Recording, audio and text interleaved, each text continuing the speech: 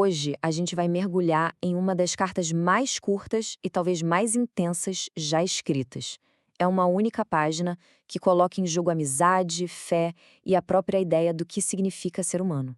Pois é, essa pergunta está bem no coração da carta a Filemão. Isso aqui não é um tratado de teologia, não. É uma verdadeira aula de persuasão com consequências de vida ou morte, escrita há quase 2000 anos, mas que, olha, desafia a gente até hoje. Então vamos lá. Para entender essa história, a gente precisa conhecer três figuras centrais. Primeiro, Paulo, o autor que está escrevendo da prisão. Ele manda a carta para Filemão, que é um amigo, um líder da igreja e, um ponto crucial, um dono de escravos. E no centro de tudo isso está Onésimo, o escravo que fugiu de Filemão e que agora precisa voltar, encarando um futuro completamente incerto. Ok, para a gente sentir o peso real dessa carta, a gente precisa entender o mundo em que ela foi escrita. O que o Paulo está pedindo não era só difícil, não. Era perigoso. E o porquê disso está na própria estrutura da sociedade romana da época.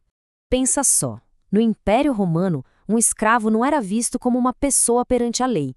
Era um objeto, uma coisa que eles chamavam de res. Para um escravo fugitivo, como Onésimo, a volta podia significar uma punição brutal ou até a morte. É nesse cenário de risco máximo que a carta do Paulo chega. E olha que interessante como Paulo começa a carta. Ele não chega falando, eu, o apóstolo, ordeno. Nada disso. Ele se apresenta como prisioneiro de Cristo Jesus. É uma escolha totalmente estratégica. Ele se coloca numa posição de vulnerabilidade, sabe? Criando uma conexão com Onésimo e, ao mesmo tempo, preparando o terreno para o apelo que ele vai fazer. Antes de fazer o pedido audacioso dele, o Paulo, com uma maestria retórica incrível, prepara o terreno. Ele não vai direto ao ponto.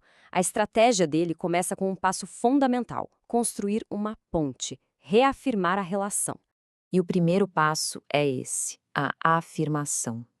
Ele faz questão de lembrar o Filemão do vínculo entre eles, do respeito e da amizade que eles compartilham. Olha só o jeito que ele faz isso. Paulo elogia a fama do Filemão, fala do amor da fé dele. Basicamente, ele está lembrando o Filemão do tipo de pessoa que ele é. Ou pelo menos do tipo de pessoa que o Paulo acredita que ele seja. Isso faz com que um não se torne algo muito, mas muito mais difícil de dizer, né? Bom, com um relacionamento já bem firmado, o Paulo finalmente revela o verdadeiro motivo da carta. Ele sai do elogio e vai para o pedido. E é aqui que a coisa fica radical. Presta atenção nisso. Paulo não se refere ao Onésimo como o escravo fugitivo. De jeito nenhum.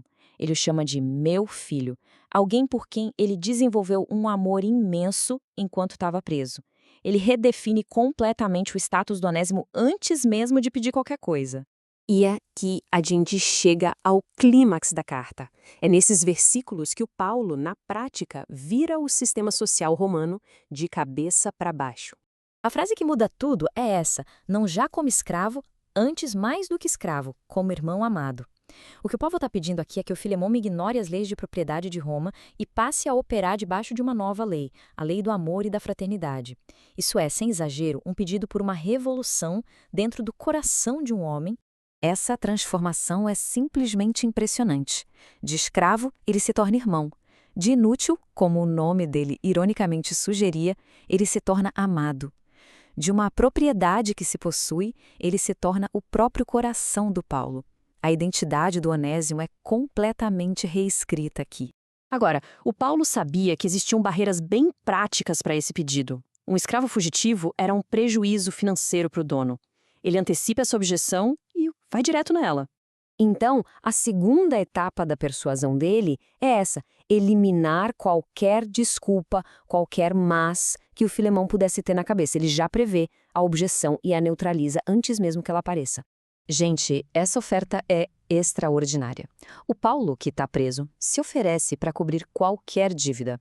Ele assume total responsabilidade financeira por qualquer perda que o Filemão tenha tido. Ele está literalmente bancando a convicção dele com o próprio bolso. E para que não reste a menor dúvida, ele adiciona uma nota pessoal, quase como um contrato com firma reconhecida. Ao escrever de meu próprio punho, ele está tornando essa promessa legalmente vinculativa. Isso não é uma sugestão, é uma garantia assinada. A carta vai se aproximando do fim. O pedido já foi feito, as objeções foram todas removidas. Agora, tudo depende da decisão do Filemão. E aqui vem o golpe de mestre do Paulo.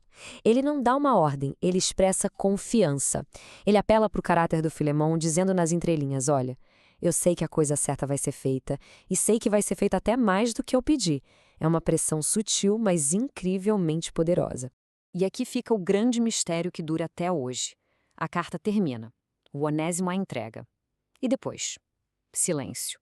A história não nos conta o que o Filemão fez, se ele libertou o Onésimo, se o recebeu como irmão ou se ele simplesmente seguiu as leis de Roma. E no fim das contas, essa decisão não ficou lá no passado, ela ecoa até nós. Diante de um apelo para colocar a humanidade acima do sistema, a compaixão acima do que é conveniente, qual seria a escolha a ser feita? A pergunta continua no ar.